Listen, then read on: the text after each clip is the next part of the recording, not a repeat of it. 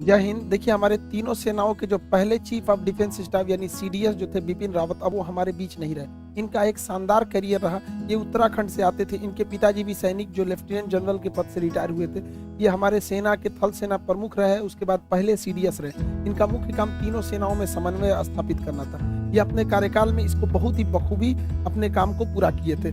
1958 में इनका जन्म हुआ और आज के दिन इनका एक हेलीकॉप्टर क्रैश में ये शहीद हो गए। 14 लोग थे उस हेलीकॉप्टर में, जो खराब मौसम के कारण बताया जा रहा है क्रैश कर गया था इनका हेलीकॉप्टर। जो ये जब इन्हें कार्यभार दिया गया था तो इन्होंने सीडीएस के पद को बहुत ही बखूबी निभाया था। नौसेना के P-8I को लद्दाख में तैनात करना इन्हीं का डिसीजन था। उत्तरी कमांड को थिएटर कमांड बनाना, यानी तीनों सेना आपस में कोऑर्डिनेट करके लड़ाई लड़ेगी, इनकी सबसे बेहतरीन डिसीजन थी। इन्होंने नेवी, आर्मी, एयरफोर्स सबको बहुत बेहतरीन से किया था। भगवान इनकी आत्मा को शांति दे। लेकिन क्या कर सकते हैं, हमारा ये जो विमान दुर्घटना हुआ है, ये हेलीकॉप्टर ये कई बार भी क्रैश कर चुका है। इस दुर्घटना में ये साउथ इंडिया में थे, यहाँ ऊटी है तमिलनाडु के पास, यहाँ पर, यहाँ नेल्लोर के पास, यहाँ पर, यहीं पर इनका हेलीकॉप्टर जो है, इनकी पत्नी भी साथ में थी। दोनों लोग को अफसोस के मतलब बचाया नहीं जा सका। बहुत मतलब दर्दनाक ये हादसा था।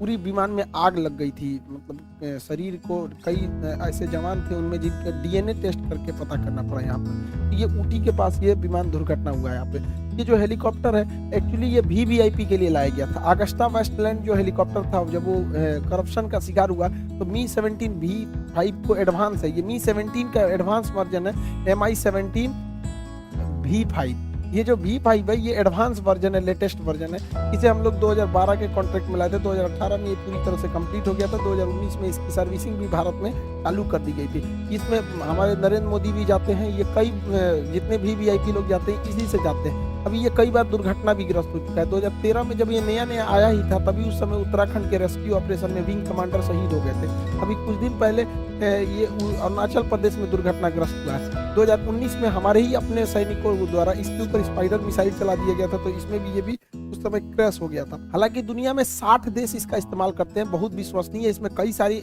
लेटेस्ट टेक्नोलॉजी का भी यूज किया गया। इसके आर्मर को बुलेट प्रूफ बनाया गया ताकि गोली, अगर ये लो हाइट पर चलेगा तो गोली वगैरह को ये रोक सके। इसमें एडवांस रडार सिस्टम लगाया गया जो किसी भी तरह के आगे की जानकारी देता है। एक्चुअली ये ट्रांसपोर्ट के साथ साथ ये एक अटैक हेलीकॉप्टर के तौर पे भी काम करता है। इसके अंदर का अगर देखेंगे तो इसे सैनिकों को ले जाने के लिए दिया गया है। इसमें 36 सैनिक हथियार के साथ तैनात हो सकते हैं। ये 13,000 किलोग्राम की चीजों को उठा के एक जगह से दूसरी जगह में ले जाने में सक्षम है।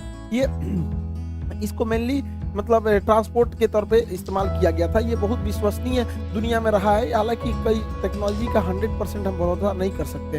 ये 250 किलोमीटर प्रति घंटा की रफ्तार से चल सकता है और इसकी सर्विस सीलिंग बहुत अच्छी है। 6 किलोमीटर ऊंचाई यानी 6000 मीटर ऊंचाई पर ये उड़ सकता है पहाड़ी क्षेत्र में। वहाँ ये डिप्लॉयमेंट के लिए बहुत ही बेहतरीन साबित होगा।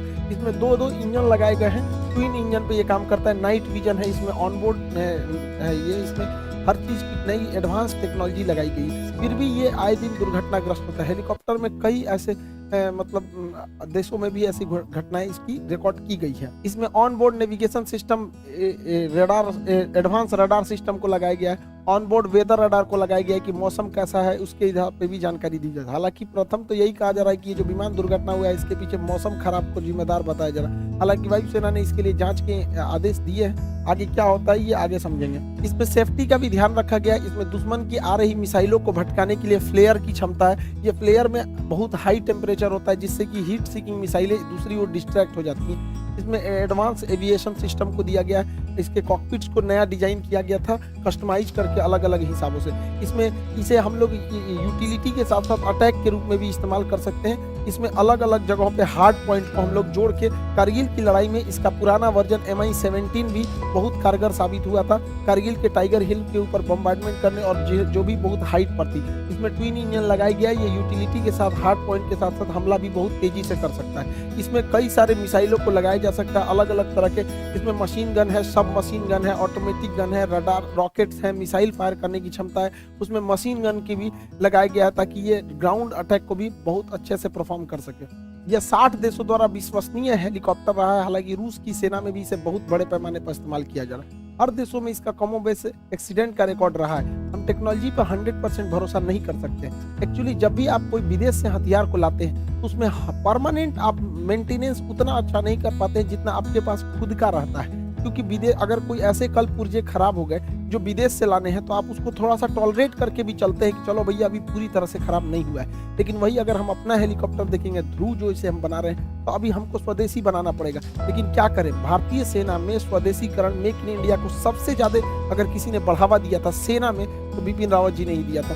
अब कई सारे ऐसे हथियार, ऐसे इंस्ट्रूमेंट थे जिसपे आयात पर बैन लगा दिया गया था। पहली बार भारत जो है इजराइल के बराबर हथियार एक्सपोर्ट करने में जा रहा है, तो ये भारत के लिए एक अच्छी खबर भी है। खैर बिपिन रावत जी जो थे, जब तक उन्होंने भारत में रहे, भारत माता की सेवा ही किए रहे, अब उनको धोनी को अब कोई क्या टाल सकता है। अब आगे सरकार को डिसीजन लेना है कि अब किसी अगला चीफ ऑफ डिफेंस स्टाफ नियुक्त किया जाता है। इसके अलावा एक रेलवे की भी सूचना थी, जो अभी हम लोगों ने 1 दिसंबर को जो डिजिटल स्ट्राइक किया था, आप लोगों ने भी इसमें बढ़ चढ़ के हिस्सा लिया था, तो रेलवे ने भी अपने सारे एग्जाम डेट को बता दिया है। वो 15 जनवरी को एनटीपीसी सीबीटी 1 का रिजल्ट दे देगी और 14 से 18 फरवरी को सीबीटी 2 का एग्जाम ले लेगी। साथ ही रेलवे ग्रुप डी को भी 23 फरवरी से स्टार्ट कर देगी। अब बेरोजगारी इतनी हाई लेवल पे है, महंगाई, कोरोना में लोगों का रोजगार छिन लिया, और हमारे ज़्यादातर स्टूडेंट जो हैं वो पुअर फैमिली से, जिसके पिताजी किसी के सब्जी बेचते हैं, कोई छोटा मोटा काम पे। तो हम आप लोगों से भी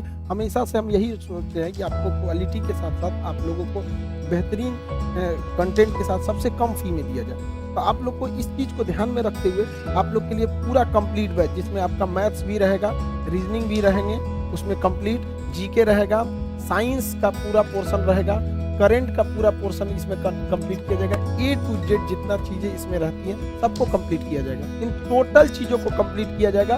एकदम ध्यान में रखा गया आप लोग को, एकदम मिनिमम से मिनिमम। हमको भी पता है कि कोरोना पिछले 1-1.5 साल में सबका रोजगार छीन लिया, लेकिन हम इतना मिनिमम किए कि उससे मिनिमम पॉसिबल ही नहीं हो सकता है।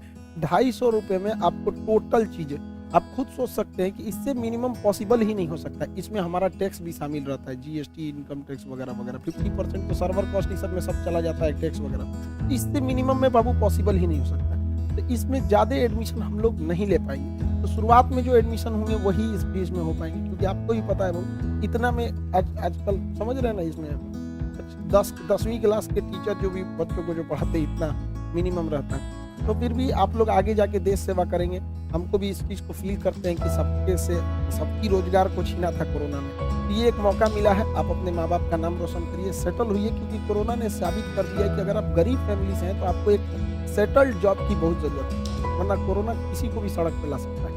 आई होप आप इसको जल्दी से इन्वॉल्व होंगे और ऊपर वाला हमारे बिपिन रावत जी की आत्मा को शांति दे। मिलेंगे नेक्स्ट क्लास में।